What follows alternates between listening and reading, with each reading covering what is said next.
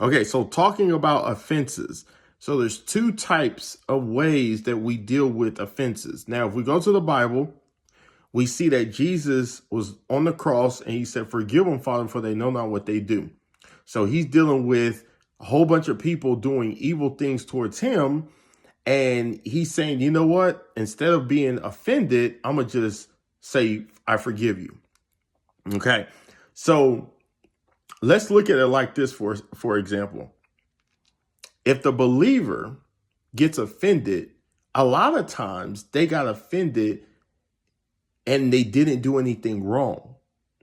My wife, the other day, she threw some clothes at me while I was asleep.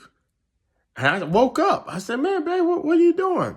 Oh, don't be all mad because I'm throwing the clothes. I'm trying to sort it out. I was like, you have to hit me in the process. So what happened? I got offended and I didn't do anything. And then my wife was being religious in that moment, right? She was acting like a Pharisee and she was throwing stuff at me, throwing stones at me in the form of clothes. And she's like, whatever, whatever. She gets offended. She got offended because I was defending myself. But how can she get offended if she started the problem and then decided to play victim? So the reality check is when it comes to offenses, we have to understand there's two types of offenses. There's offenses that can come your way and you didn't do anything wrong. And then there's offenses that can come your way because you did something wrong.